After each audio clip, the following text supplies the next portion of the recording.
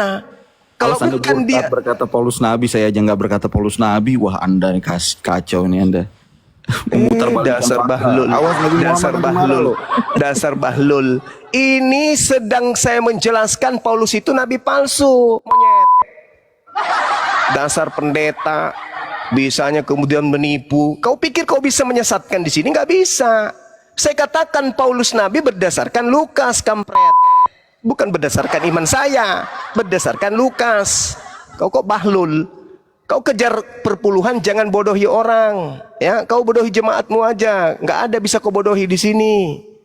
Jangan kau pakai tabiat iblis, bermanis-manis, berlembut-lembut. Nggak make bagi kami. Kalau udah Kristen bagi kami itu udah cap hitam, paham?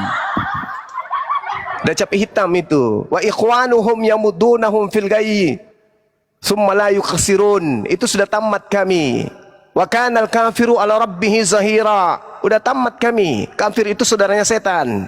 Jadi kau bermanis-manis di sini selayaknya setan yang datang kepada Adam, selayaknya setan yang datang kepada Hawa, membisikkan dengan cara-cara halus lembut, nggak main dengan kami. Ya, paham itu. Jadi Paulus sendiri mengatakan dalam suratnya 2 Timotius 4 nomor 11, hanya Lukas yang tinggal bersama dengan aku. Berarti yang tahu tentang Paulus itu Lukas. Lukas mengatakan Paulus itu nabi. Datang pula kau mengatakan dia bukan nabi. Kenapa kau mengingkari Paulus itu bukan nabi? Kau mengingkari dia sebagai seorang nabi dan kau mengatakan dia bukan nabi? Karena kamu takut. Sebab Yesus menubuatkan Paulus sebagai nabi palsu. Kau takut kebongkar bahwa nabi palsu yang dimaksud dengan Yesus itu adalah Paulus, pendiri agamamu. Kamu takut ketahuan itu. Makanya titel Paulus sebagai nabi kau ingin hapus. Kau berusaha menghapusnya. Sebab yang dinubuatkan Yesus, datangnya nabi palsu itu adalah Paulus. Karena sejatinya Paulus itu adalah nabi, tapi plusu. Makanya ada yang dikatakan akal bulus. Karena akal bulus, akal licik.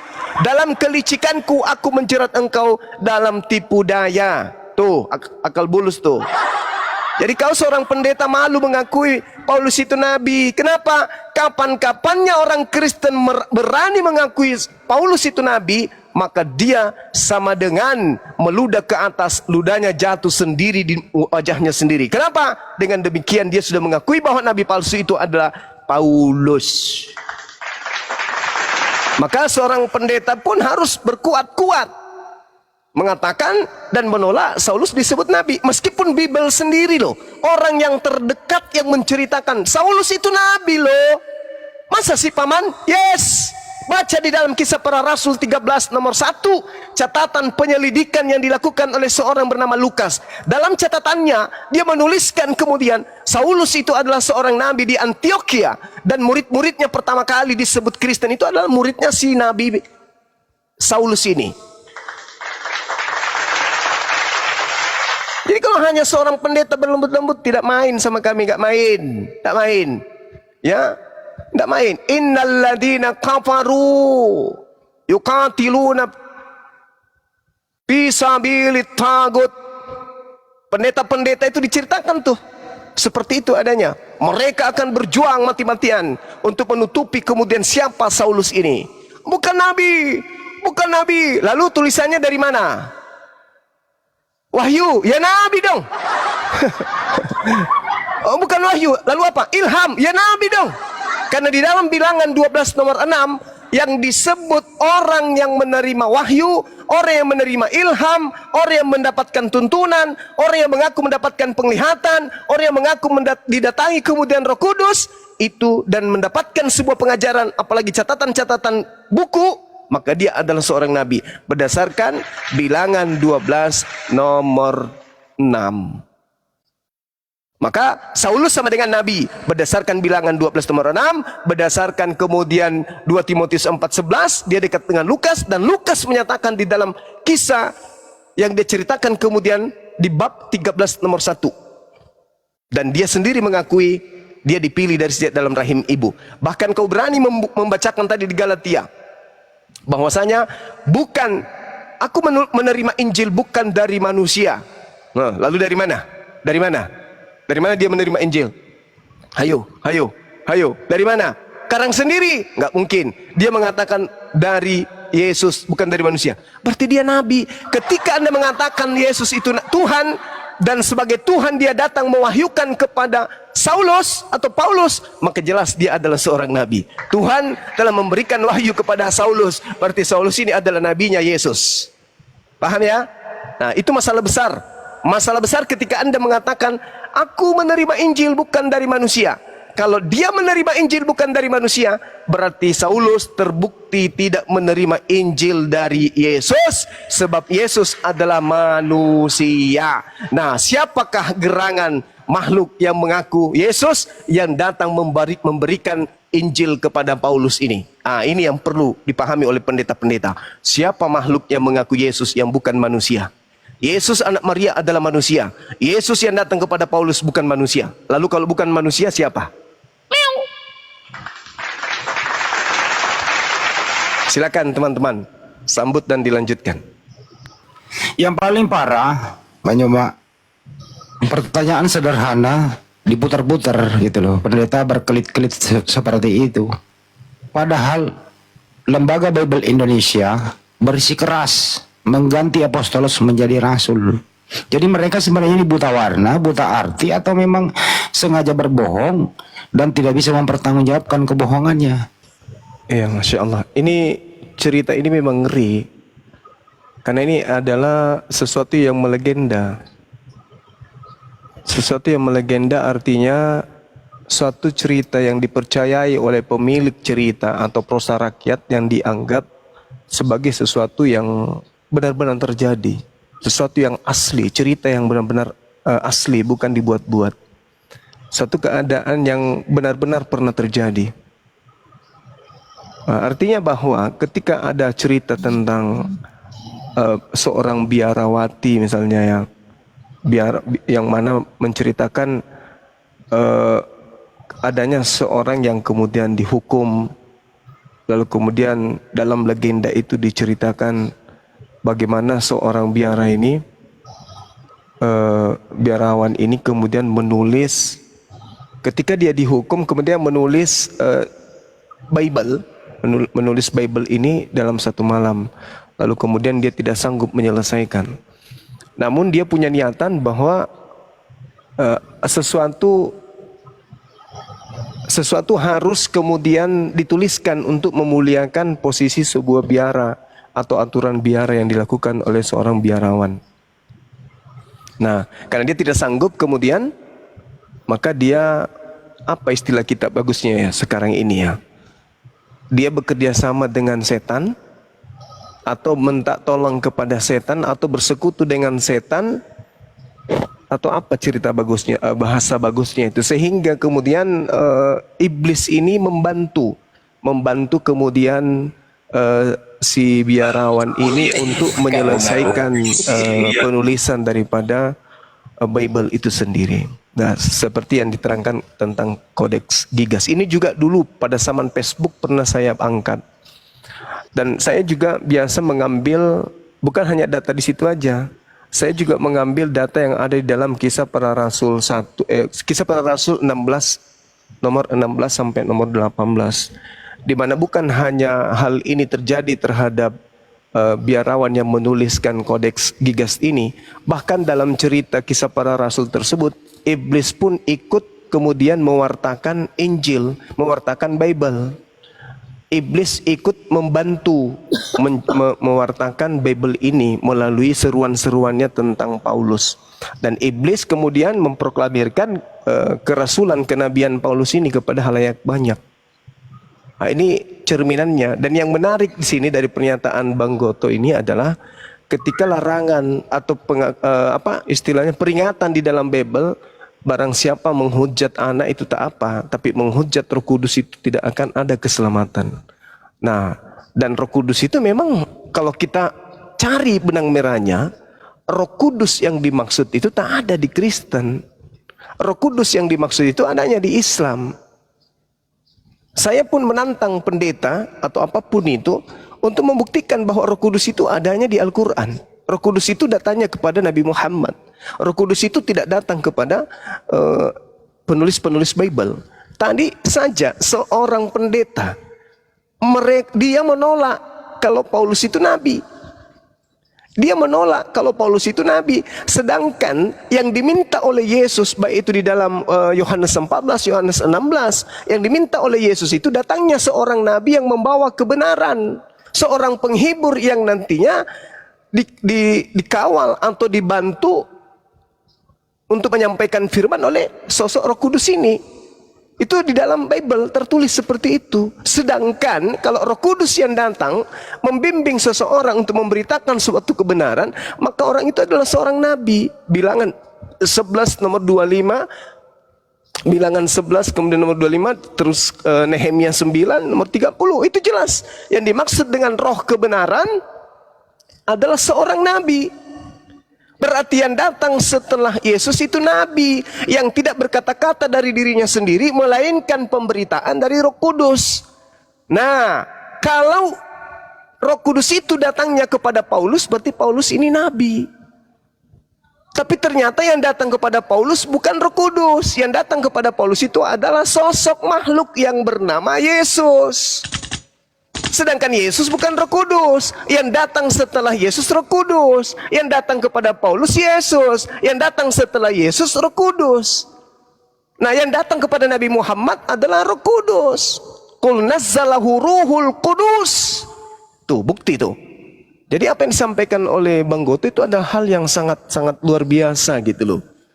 Itu sangat luar biasa. Kecuali ada seorang pendeta yang, Bang Suma, saya menjawab tantangan Anda untuk membahas tentang Roh Kudus. Mari kita buka lapak, kita diskusikan itu.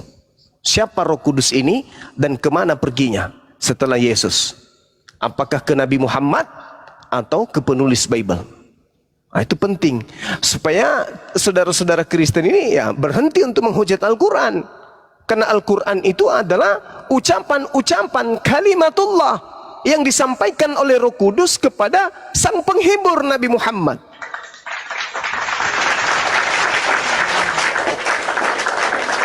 Terkecuali saudara Kristen atau seorang yang terdidik di Kristen mampu membuktikan bahwa Lukas, Markus, Matius, Yohanes dan juga kemudian surat-surat Paulus ini, termasuk surat Ibrani, itu dituliskan berdasarkan bimbingan Roh Kudus. Kalau yes, mari kita buktikan.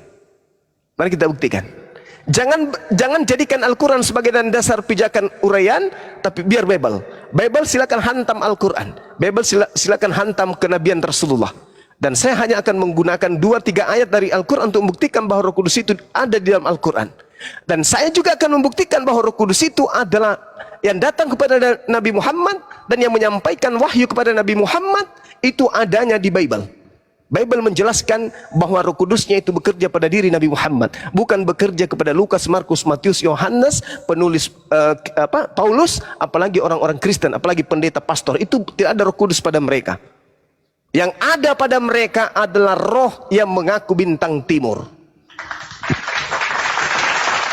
Yang datang kepada Paulus yang hanya berupa suara dan cahaya. Yang datang kepada Ananias yang hanya berupa suara. Yang datang kepada penulis di Pulau Patmos yang hanya berupa suara.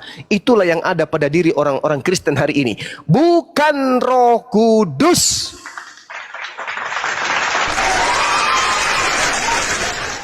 Dan saya minta kalau ada pendeta silakan, mari kita buka komal, kita diskusi entar sebentar malam, besok dan seterusnya. Silakan. Terima kasih Bang Goto, Masya Allah luar biasa mengingatkan saya dengan materi-materi yang sangat luar biasa ini. Ini adalah satu pembedaharaan ilmu yang akan membuat saudara-saudara Kristen kita yang sudah mulai ragu tentang imannya untuk insya Allah menuju kepada hidayah. Demikian. Silakan diambil alih. Lanjut. Teman-teman, silakan. Oke. Mau dilanjut Bang atau gimana?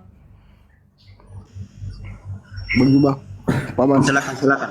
Barangkali kita lanjut, ini kan sudah mau maghrib di sini. Ya. Kita lanjut 30 menit ke depan. Habis itu kita tutup, nanti habis Isya baru kita buka lagi. Teman-teman yang masih mau lanjut berdiskusi bisa ke komal-komal saudara-saudara kita yang lain.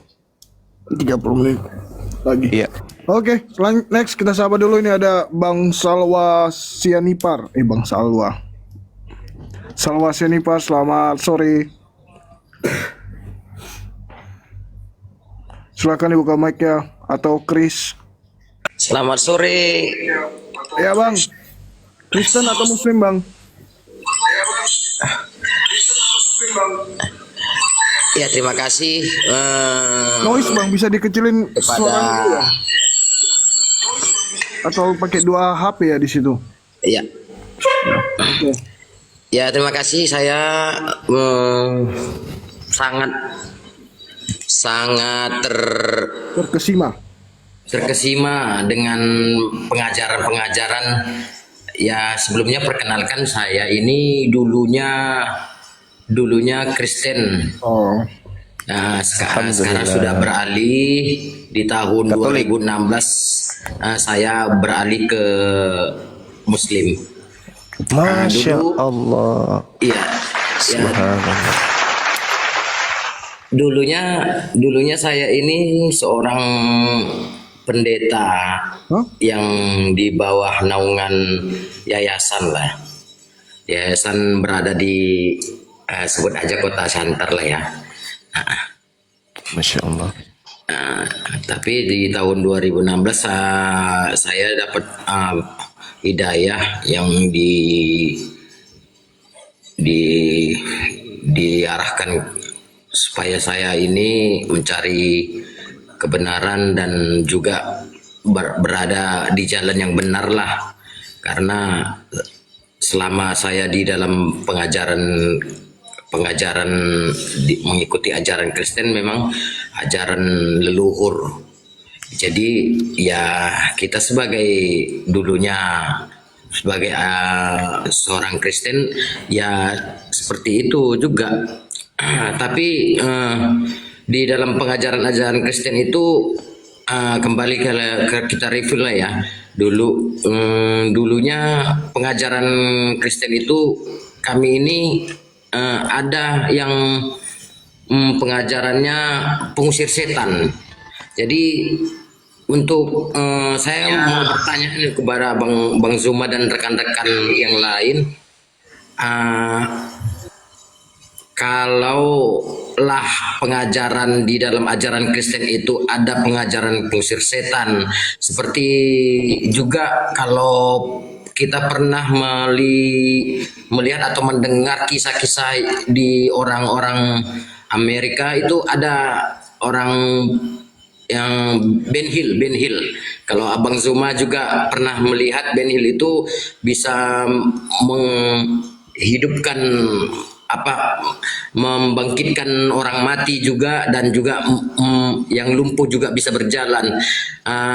Pertanyaan saya itu Bang Zuma untuk rekan-rekan yang lain, kalau di dalam ajaran kita Muslim ini apakah ada yang dalam bentuk seperti itu, Bang?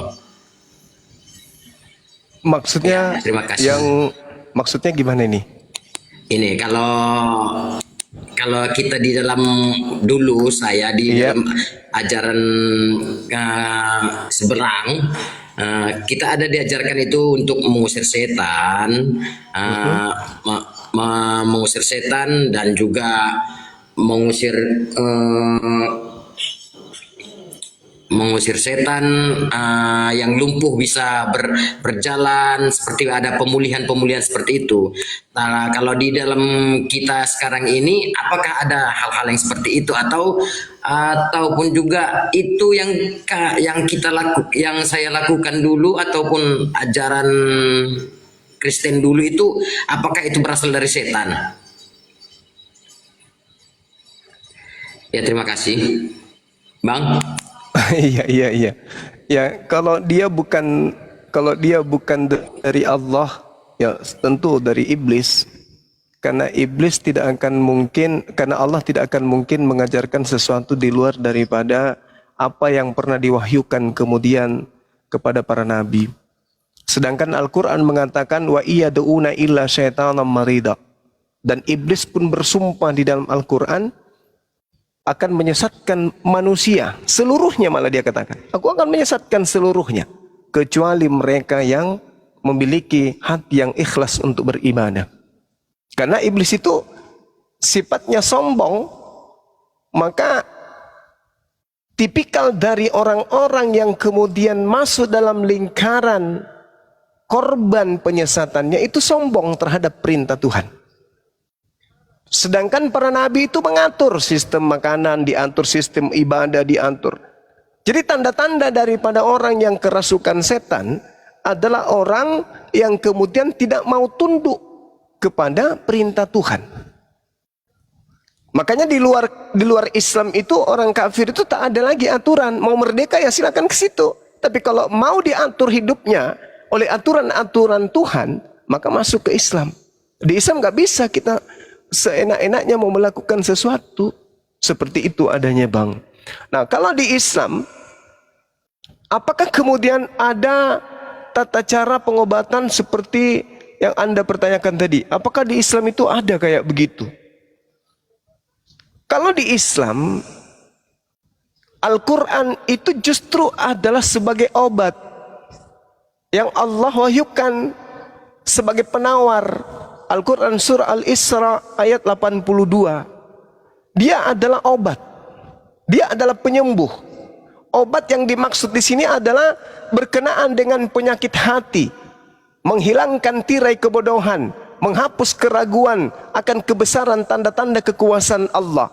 Sehingga orang yang menghilangkan kemudian penyakit hati seperti ini akan dekat kepada Allah. Dan orang yang dekat kepada Allah cenderung doanya itu diijabah. Ketika doanya diijabah, lalu dia membacakan ayat suci Al-Quran kepada orang yang sakit, bisa jadi doanya dikabulkan oleh Allah, orang itu sembuh. Makanya ada yang dikatakan ruqyah. Nah, Al-Quran juga sebagai penawar dari penyakit lahir itu ada. Sakit kepala, orang yang infeksi dan seterusnya. Tapi hanya orang-orang tertentu yang itu tadi, orang yang sampai kepada makrifat. Tapi ilmu itu tidak dipelajari. Misalnya nih, Bang Suma bisa membacakan orang doa. Karena orang ini sakit, tiba-tiba Bang Suma minta kepada Allah, ya Rabb, orang ini tolong disembuhkan. Mohon supaya perlihatkan kekuasaanmu melalui hambamu ini. Aku ingin beliau sembuh, mendoakan beliau, perlihatkan kehebatanmu ya Rabb. Jika engkau mengizinkan, izinkan hambamu ini untuk sembuh, angkat penyakitnya. Baca doa, baca Al-Fatihah, baca 3 kul huwallahu ahad dan seterusnya. Lalu kemudian kita sentuh jarinya, entah itu sebagai semangat untuk dia. Dan dia disembuhkan kalau diijabah oleh Allah. Nah, orang akan mengatakan, Bang Suma ini hebat. Sebenarnya yang hebat itu Allah. Dan bacaan Quran ini sebagai penawar obat. Ketika kemudian ada orang yang melihat itu, tiba-tiba datang kepada saya, Bang Suma ajarin saya dong. Itu nggak bisa. Nggak bisa diterima kayak gitu ilmu seperti itu. Karena ini hanya berlandaskan doa. Doa saja. Tergantung orangnya, apakah dia orang ini bersih ketika dia minta kepada Allah, Allah lantas mengabulkan atau kayak mana. Tetapi tidak bisa dijadikan sebagai jalan untuk menjadi seorang tabib. Oh ini tabib dia ini. Akhirnya dapat murid jadi tabib semua. Enggak, bukan kayak gitu. Itu yang saya tahu tentang Al-Quran. Nah jadi ketika ada masalah, ada penyakit, bacakan Quran. Insya Allah sembuh. Karena segala sesuatu penyakit yang kita derita itu sumbernya dari pikiran. Pikiran tenang, hati tenang, bacakan Al-Quran, insya Allah orang itu sembuh. Bahkan kalau dalam Al-Quran Nabi Ayub, sakitnya dia, karena kedekatannya kepada Allah, iblis iri, iblis cemburu. Ini kapan dia bisa ingkar kepada Tuhannya lah? Semakin sakit, semakin perih hidupnya, semakin kita buat celaka, semakin dia taat kepada Tuhannya. Dan bisanya hanya tersenyum, senyum. Artinya penyakit yang dia derita, itu bukan menjadi penyakit. Itu menjadi alat untuk mendekatkan diri kepada Allah. Sama seperti ketika saya ditanya, Bang Suma, iya kenapa Paman? Ini saya sakit gigi. Ya saya bacakan Al-Fatihah, saya bacakan Al-Ikhlas dan seterusnya. Lantas saya katakan, Alhamdulillah. Kalau Anda masih mengalami sakit gigi. Banyak orang mau sakit gigi, tapi tidak bisa lagi sakit gigi. Apa alasannya Bang Suma? Alasannya karena dia sudah tidak ada lagi gigi. Masih bersyukur Anda sakit gigi, menandakan gigi Anda masih ada. Tetangga saya sudah tak ada giginya. Cuman gigi palsu lagi, tak pernah lagi dia merasakan sakit gigi. Berarti bersyukurlah kalau masih sakit gigi, menandakan bahwa Anda masih punya gigi. Bersyukurlah orang yang masih punya kepala, sakit kepala, berarti dia masih punya kepala. Bersyukurlah orang yang punya penyakit tubuh, berarti dia masih punya tubuh. Nah ini, akhirnya apa? Semangat orang itu kemudian, hanya dibacakan Bismillahirrahmanirrahim, A'udzubikalimatillahi tammati min kulli syaitan. Sembuh dia. Nah, jadi yang seperti ini itu hanya kedekatan. Berbeda dengan pendeta ya, mungkin ada seperti yang dikatakan di dalam Matius 24 tanda-tanda nabi palsu, pengajar palsu itu mampu melakukan mukjizat. Mereka mengusir setan, bernubuat, ya, lalu kemudian bermukjizat. Nah, itu tanda-tanda orang jahat, orang melakukan kejahatan juga bisa kayak gitu. Tapi kalau di Islam, Bang, yang kita bisa lakukan seperti tadi. Misalnya ada orang yang kena kesurupan, ya kita doakan. Dan saya dengan Ustadz Alwan pernah mengobati orang yang kesurupan bersamaan, adik kakak. Yang satu kesurupannya di rumah sakit mamanya bilang, "Bang Suma, ya kenapa Bu? Pasti adiknya juga kesurupan di rumah ini. Kok bisa?"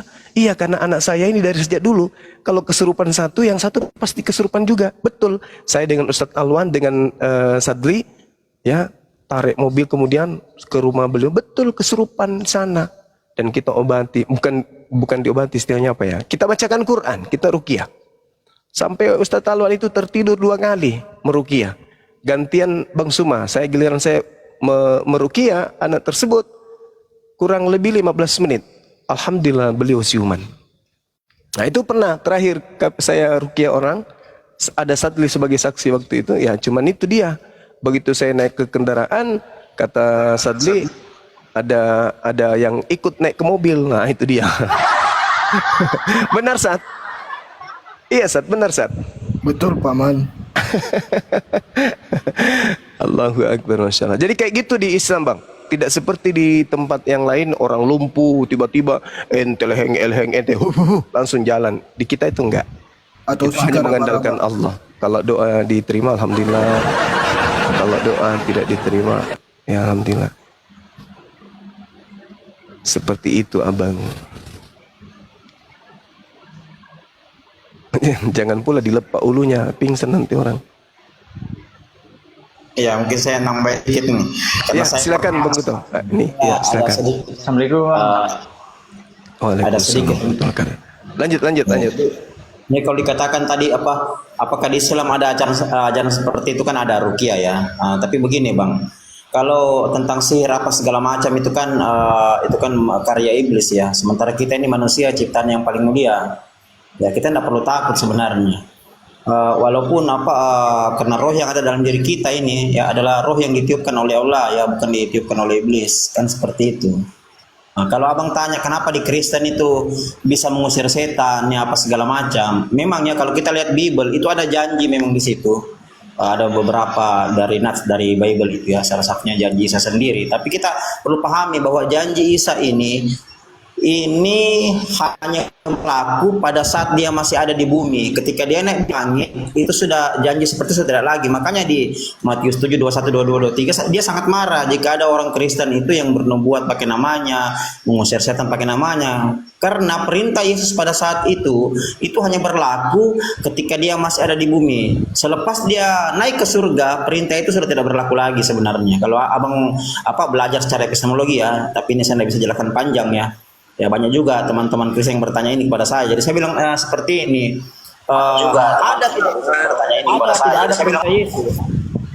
Ada tidak ada perintah Yesus. Anda itu lebih mulia daripada iblis setan. Ya, apapun itu alasannya. Ya, kelemahannya kita kenapa ketika ada orang kesurupan ya, kita takut ya, kita tidak mau mengobati karena kita takut karena kita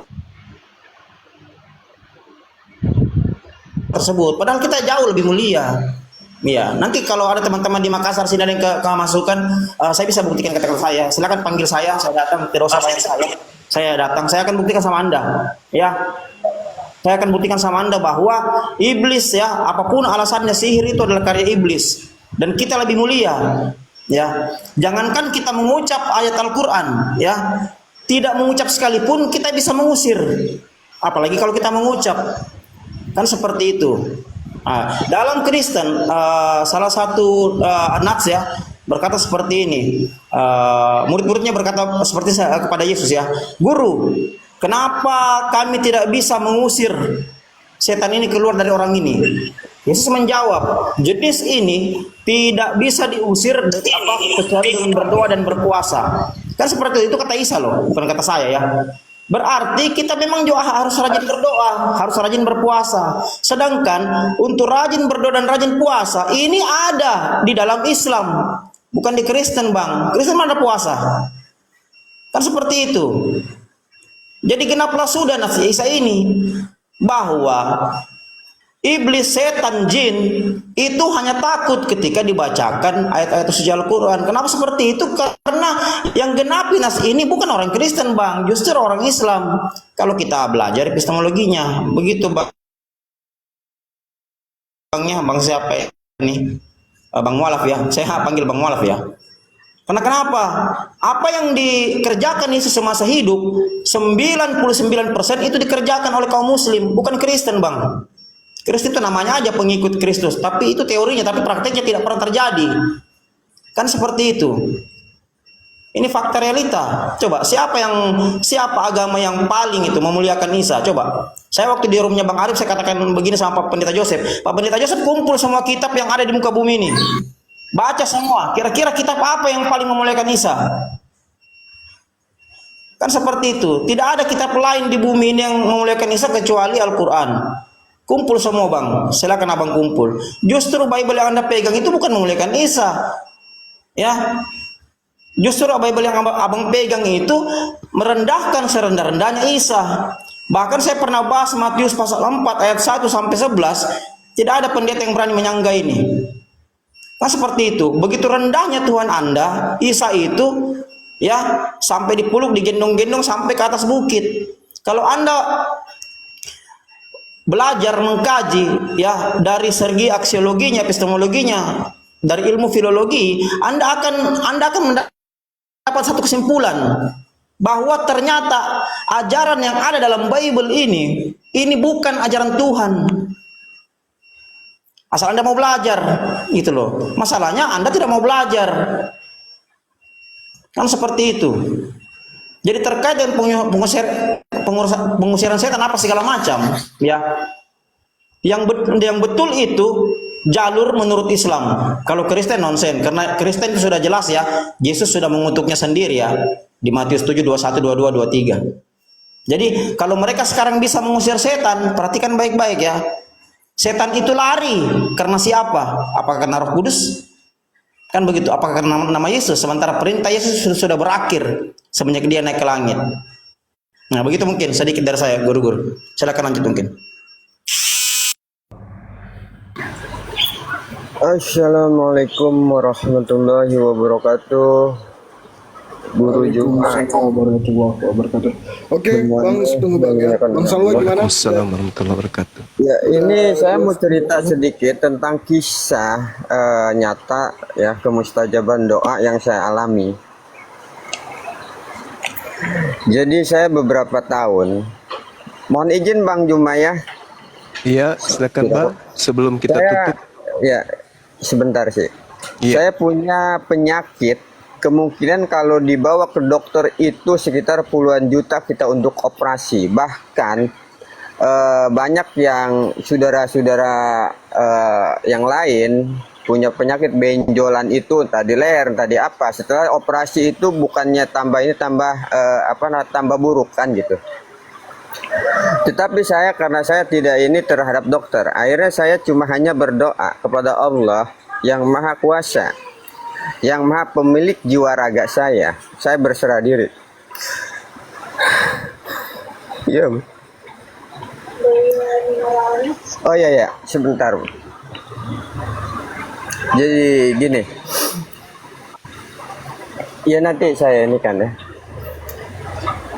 Jadi setelah saya berdoa meminta memasrahkan diri dan jiwa raga saya, apa yang saya alami, alhamdulillah, setelah saya berdoa kepada Allah Subhanahu wa taala, lusanya penyakit saya itu disembuhkan.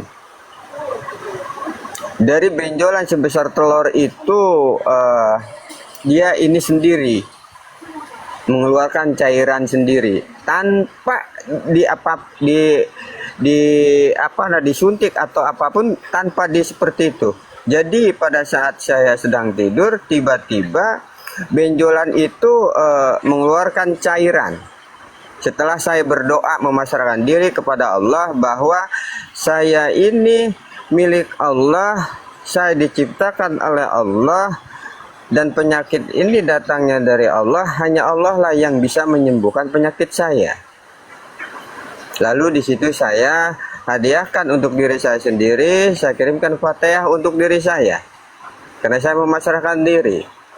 Nah setelah itu alhamdulillah saya dijawab oleh doa-doa saya dijawab oleh Allah, dan alhamdulillah saat ini selama saya menderita selama 1 tahun, sekarang alhamdulillah Allah sembuhkan. Itulah kemustajaban doa dan kepasrahan diri kita kepada Allah. Mungkin hanya seperti itu kisah saya.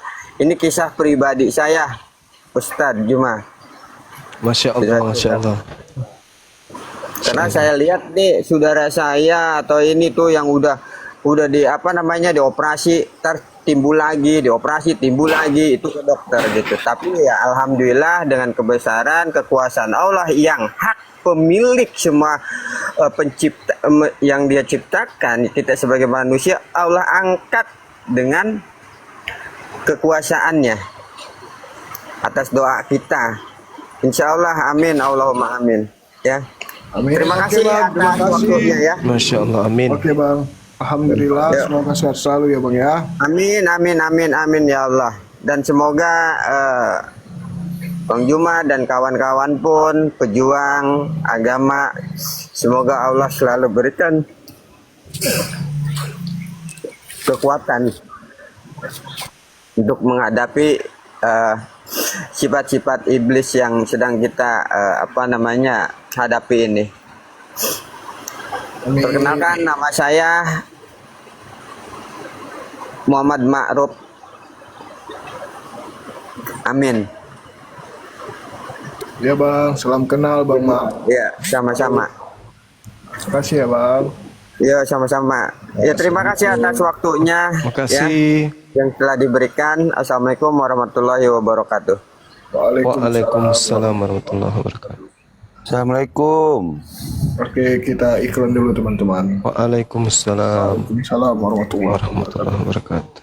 Baiklah, terima kasih Bang Andi, Bang Zuma, semua teman-teman saudara semua seiman dalam Islam. Saya Riko dari Tanjung Pandan Belitung, tak bosan-bosannya setiap hari berpromosi iklan pempek Sutra Tenggiri, Abon Tenggiri, kerupuk Tenggiri, pastel mini Abon Tenggiri, pletek cumi-cumi dan si cumi. Bang Andi, Bang Zuma sudah sampai belum kirimannya?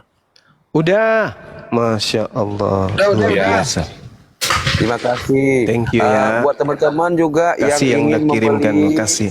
ya, untuk membelikan para debater silahkan masih dibuka terus ya. Untuk membelikan para debater, untuk pribadi juga nggak apa-apa. Untuk yang punya gerai-gerai toko-toko yang mau pesan dengan harga miring boleh sama kami. Misalkan kerupuk berapa puluh kilo atau berapa aja, kami melayani untuk pembuatan itu. Kami kirimkan dari Tanjung Pandan Belitung. Melalui lain pasar Cicipah, JNT dan sebagainya, insya Allah amanah dan halal, dan semoga ada yang order hari ini. Bang Zuma tambah dikit dong. Amin. Baik teman-teman sekalian dimanapun berada, silakan seperti biasa kembali memesan jualan dari saudara kita Riko, seorang mualaf yang gigih memperjuangkan kemudian perekonomian keluarga dengan berbisnis dan mengajak para netizen dimanapun berada kemudian untuk memesan jualan beliau. Ada keripik, ada cemilan berupa kerupuk, empek-empek, pletek, Abon. pastel abon, lagi ya kayak gitu-gitu lah. Ya, stick to me. Iya betul, stik cumi. Nanti teman-teman tinggal cari informasi di bio beliau, ada nomor kontak di sana yang bisa dihubungi untuk bisa membantu beliau kemudian membantu perekonomian keluarga. Terima kasih dan selamat Terima menikmati. kasih Bang Zuma, Bang Handi, semua. Sama-sama benar. Bang Riko. Ya, selalu hostnya juga dan Iya. semuanya pokoknya ya. Bang Zuma, Iya, makasih. aku mau nangis Bang Zuma. Jangan menangis, dada tisu. Tolong dikasih tahu Bang Zuma akunku yang benar yang ini, ada yang udah cloning satu orang Kristen itu, nanti saya takut. Waduh. Ya teman-teman tolong ya, ada yang cloning. Ya, ini bahaya ini. Nanti malah pesan di sana. pesan di sana tapi ternyata tidak ada datang-datang. Jadi pastikan teman-teman yang mau pesan itu langsung di komal yang ada akun yang ada sekarang ini yang di atas ini, Riko Mu'alaf. Gitu ya teman-teman. Lihat berapa pengikutnya, PT-PT-nya apa saja di dalamnya. Begitu. Makasih Bang Cuma. Sama-sama Bang Riko. Ya selalu ya. Siap. Ya udah gitu aja ya.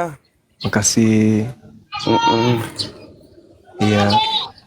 Baik teman-teman sekalian, mohon izin untuk kita tutup dulu. Insya Allah nanti habis Isya kita jumpa lagi kembali. Terkhusus kepada Bang Goto, terima kasih atas keilmuannya. Beliau paham benar-benar sejarah ya teman-teman. Pembendaharaan ilmu kristologi kita makin bertambah dengan hadirnya beliau di tengah-tengah kita. Beliau senantiasa menyajikan materi-materi yang sangat bermanfaat, khususnya kepada saya pribadi itu sangat bermanfaat. Karena sebagai seorang apologet memang harus memiliki banyak literasi, banyak sumber, ilmunya pun harus benar-benar berdasar, ya, berdata. Dan Bang Goto ini banyak memberikan data. Saya juga banyak catatan-catatan dari PT-PT beliau yang juga saya manfaatkan untuk memberikan edukasi kepada kita semua. Terima kasih banyak, doakan beliau ini Bang Goto panjang umur, sehat selalu, bahagia dunia akhirat bersama dengan keluarga. Juga teman-teman yang lain, Bang Handi, amin ya rabbal alamin. Bang Handi, Bunda Rahmat, terima kasih banyak selalu mendukung kegiatan apologet, memberikan sajian-sajian yang menarik buat teman-teman kita yang ada. Kiranya antum semuanya bisa diberi kelapangan rezeki, kesehatan lahir batin, panjang umur, bahagia bersama dengan keluarga. Insya Allah. Saya kira demikian, termasuk Sadli, ya, termasuk Sadli juga panjang umur, sehat selalu, enteng jodoh, ya, mudah rezekinya dan disukseskan semua usahanya, baik yang sudah berjalan maupun yang sedang dirintis. Amin ya rabbal alamin. Kita tutup. Subhanakallahumma bihamdi. Asyhadu an la ilaha illa anta astaghfiruka wa atubu ilaih. Salam tauhid, salam satu Tuhan. Jayalah Islam kita, jayalah Indonesia kita. Allahu Akbar. Assalamualaikum warahmatullahi wabarakatuh. Waalaikumsalam warahmatullahi wabarakatuh. Nanti kita live kembali jam 8 WIB. Amin, Iya, insyaallah. iya, amin. Doa juga untuk netizen dimanapun berada, sehat selalu, panjang umur, bahagia, dimudahkan seluruh urusannya, ya, yang sakit disembuhkan, yang lagi ada masalah perekonomian kemudian diberi solusi oleh Allah untuk diberi kemudahan dalam hidup. Amin, amin ya rabbal alamin. Terima kasih. Amin. Ada, sebelum ditutup resmi, ada informasi penting yang saya sampaikan kepada teman-teman bahwa salah satu penghujat atau residipis Rudi Simamora, pra peradilannya ditolak dan lanjut P21. Kita saksikan nanti bagaimana hakim mendakwa dia, sang residipis penista agama ya dari Medan ini, yaitu Rudi Simamora. Pra peradilannya ditolak, artinya tersangka buat dia sah menurut hukum. Beginilah nasib para penista agama Islam. Itu informasi buat Anda semua. Mantap. Allahu Akbar. Mantap. Allahu Akbar, Allahu Akbar, Masya Allah. Mantap.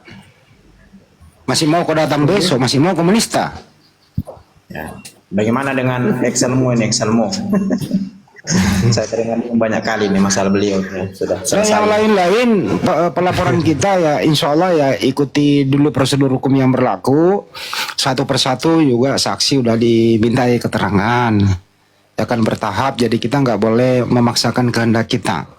Karena pihak kepolisian itu bekerja profesional ya. Jadi kita nggak boleh memaksa sesuai keinginan kita. Kita serahkan kepada penegak hukum. Tapi tentu juga kita kawal. Ya teman-teman mau berdoa agar laporan-laporan kami segera ditindak bisa seperti yang lain. P21. Agatha gimana kabarnya itu? Ada saya nonton VT-nya itu, katanya apanya itu ya? Temannya atau apanya itu? Ya biarlah dia bernyanyi di luar, hukum kan tetap berjalan bang, kan itu aja. Biasanya kalau orang salah itu masih live. Ya masih, saya belum pernah mendengar lagi masih apa enggak ya. Yang jelas kalau untuk Teman-teman di Riau bawah, ya si Logila ini masih live nggak? Coba teman-teman masih gila nggak dia? Manusia sawit. Oh, masih. Oh masih, nggak apa-apa lah. Oke, Menari-nari sip. dulu. Berarti Biarlah dia belum menari-nari bilang dulu. kalau dia masih live itu artinya. Ya, sebelum saya turun, saya juga sedikit tadi kena bincang-bincang tadi masalah apa sihir-sihir. Bagi teman-teman ya, mumpung saya ada di Makassar, bagi teman-teman yang ada di Makassar, Maros Goa, yang ada gangguan penyakit seperti ini, panggil saya ya, tidak usah bayar saya, gratis. Saya akan buktikan kepada Anda, ya. Saya akan buktikan kepada Anda bahwa kita manusia ini kita jauh-jauh lebih mulia daripada setan dan iblis, ya. Jangankan Anda membaca ayat suci Al-Quran, tanpa membaca pun Anda sudah bisa mengusir setan. Dan kalau saya misalnya ada, saya akan diajarkan bagaimana caranya, ya. Bagaimana caranya? Assalamualaikum warahmatullahi wabarakatuh. Waalaikumsalam. Bang Zuma, perkenalkan, saya Oke, saya Sayyid Bishar Adnan Al-Hinduan dari Madura, Bang Zuma. Iya, Oke, Bang. kalau gitu saya akhiri dulu ya. Saya akhiri dulu, ada teman yang sapa nih. Oke, cukup itu mungkin ya. Bagi Iya, teman-teman yang nanti kalau ada apa-apa kita suruh teman-teman menghubungi Abang. ya, silakan. Masya Saya Allah. akan buktikan ya bahwa ayat-ayat suci Al-Quran itu adalah ayat-ayat yang memang diturunkan langsung ya. Memang wahyu Allah, bukan karangan manusia. Anda seperti Bible ya. Saya akan buktikan sama Anda bahwa iblis pun takut dengan ayat-ayat suci Al-Quran. Nah, silakan Allah. ya. Ya, kalau gitu saya pamit. Assalamualaikum. Iya, makasih Bang Duto, makasih. Wabarakatuh. Ya, sama-sama. Waalaikumsalam warahmatullahi wabarakatuh. Waalaikumsalam. Bang Sin, aku baca komennya katanya dari Madura ke Makassar. Silakan Bang. Halo, assalamualaikum Bang Zuma. Waalaikumsalam warahmatullahi wabarakatuh, Paman. Saya Sayyid Bishar Adnan Al-Hinduan, Paman, dari Madura. Allahu Akbar, Sayyid. Begini, saya jauh dari Madura, sering liatin konten Bang Zuma, Nggak jadi ingin tutupin. belajar sedikit tentang apologet. Saya sekarang ada di Makassar. Saya beberapa Alamak. kali kemarin cari-cari info dari akun, malah saya ketipu. Kok ketipu, Bang? Iya, malah ada yang katanya mengatasnamakan yayasan, minta bantuan dana dulu, baru mau diketemukan, sudah saya kirim. Ternyata saya diblokir, Bang Zuma. Aduh. Minta, entar izin dulu. Minta resinya Bang, minta resinya. Anda kirim ke rekening mana? Bisa dikirim ke saya? Kita Nanti telusuri. saya ada begini, Bang Andi, tadi ini juga ada yang mengatasnamakan Bang Sadri kalau tidak salah, Waduh, sampai mengirim ada nomor dana juga ke Waduh. saya, minta disuruh kirim dulu. Nanti ini mau kenapa? diketemukan sama Bang Sunu. Mau ketemu sama saya disuruh bayar. Iya, disuruh ini dulu nganu yayasan, katanya buat bantu seikhlasnya, begitu Yayasan bilangnya apa? si Bang Zuma. Yaya- Apologet Islam Apologet Yayasannya Islam Bang Indonesia. Iya, mengatasnamakan begitu Bang Zuma. Terus nomor rekening yayasan. Dia ngasih sih nomor dana. Kalau yang kedua ini saya tidak kasih, saya tidak kirim memang Bang Zuma. Nomor dana itu tuh nomor HP nomor berarti. dananya berapa Bang? Boleh disebutin Iya, aja? makanya saya tidak kirim lagi. Kalau yang pertama sih atas nama perorangan Bang Zuma. Yang Nama gini orangnya siapa? Bang, gini Nama Bang. orangnya. Bang bisa menyebutkan pertama nama orangnya dulu, nama nomor rekeningnya. Sebutin aja Bang, kita tulis. Di situ sih, kalau yang pertama itu istri yang carikan dong. Oke. Yang kedua nomor dana, yang kedua nomor ini dananya. saya yang kirim, saya yang chattingan. Kalau memang nanti kalau ada yang bisa saya DM, mungkin saya akan kirim nomornya. Ya DM aja ke sahabat Banjuma itu. DM aku aja Bang. Iya. Lalu aku Oh, itu. siap. Seorang Saya tadi sudah minta. betul, alhamdulillah sekali nih. Berapa kali saya cari-cari Bang Zuma, pengen belajar. Berapa? Tentang Bentar apologet. Bang. Berapa jumlahnya yang Anda? Berapa jumlahnya Anda yang ada TF? Berapa jumlahnya? Kalau yang kemarin ini sekitar ya 500 mungkin sama istri. Udah banyak sih. Bang, ini kan lagi di Makassar. Di Makassarnya di mana? Antar kita ketemu. DM aku. Oke, saya sekarang sih di ini daerah SMA 5. Oh, Batu Raya. Batu besok Rayan. besok masih di Makassar. Insya Allah masih di Makassar, Bang. Oke, DM aja aku, ntar kita ketemu, aku juga mau lihat nomornya itu, chatnya gimana. Enggak, Ya, yang ada kirim sih lewat kalau, DM dulu nomornya. Kalau yang anunya sih ada di ini, yang nomor yang minta dana yang jelas di HP saya ada ini. Tapi yang dana saya tidak kirim karena kenapa harus dana kalau yayasan kan begitu, Bang. Abang bisa catat nomorku bang, biar saya nanti langsung kasih ke nomornya Bang Bang Andi. Juma. Nanti DM aja toh biar yang lain Oh, juga ya udah. tidak ini ya. Ya udah, DM. Saya DM aja ya Bang Andi ya. Terima kasih, jazakumullah bi khair ya Allah, semoga jalan bisa saya ditemukan sama Bang Juma ya, bertemukan. Iya, jadi ini pelajaran ya teman-teman. Jangan sampai ada terjadi lagi korban ya. Ada korban lagi mengatasnamakan Bang Suma.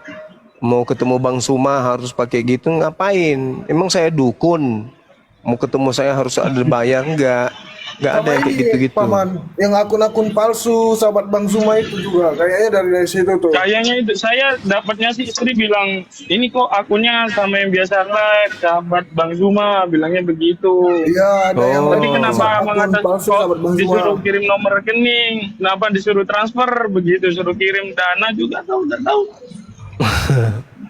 Itu akun palsu itu Bang. Memang sengaja mereka untuk cari uang. Pakai pakai akun nama kami untuk dapat uang gitu.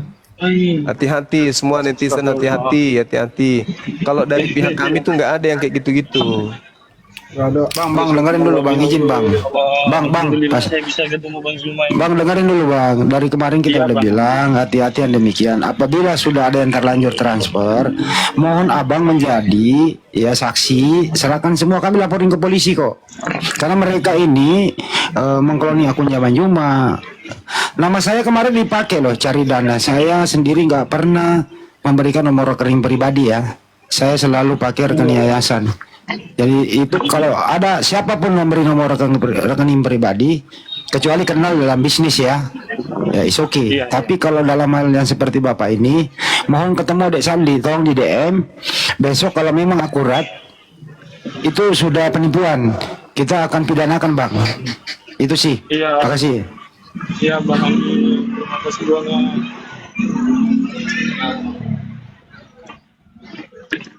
Saya tidak bisa berkata apa-apa lagi. Pengen belajar memang banyak dari Bang Zuma ini. Jauh dari Madura Bang. Iya, Oke, Masya Bang. Allah. Nanti kita insya Allah ketemu ya, insya Allah besok. Kalau nggak ada halangan, saya DM Bang Said ini. Oh ya, Alhamdulillah. Siap, saya tunggu kabar baiknya. Antum ala ta'ala hati dan iman untuk semua teman-teman saya ini, saudara-saudara saya. Semoga selalu diberi kesehatan. Abang nanti kami dampingi melapor ya bang ya sebagai korban ya, korban penipuan ya. Bisa ya bang ya? Insya Allah bisa. Masya Tapi Allah. kalau yang di dana ini saya belum sampai transfer Bang. Yang sudah transfer aja, Nanti saya lihat anunya ke istri ya. Ya, minta resinya, Anda korban penipuan, itu aja. Oh iya iya. Oke, Siap, makasih. siap. Iya, terima kasih. Sekian dari saya, kurang lebihnya mohon maaf ya Bang, maaf ganggu ini waktunya ini. Oke Bang, makasih. Siap. Iya, assalamualaikum. Waalaikumsalam. Waalaikumsalam. Kita tutup lagi sekali lagi ya karena ini masuk maghrib waktu Indonesia Tengah Makassar. Terima kasih buat semuanya. Harap sekali-kali berhati-hati, baik menipu secara materi maupun menipu secara akidah. Untuk itu tetap waspada. Selamat menunaikan ibadah sholat maghrib untuk waktu Indonesia Tengah dan sekitarnya. Sampai jumpa. Assalamualaikum warahmatullahi wabarakatuh.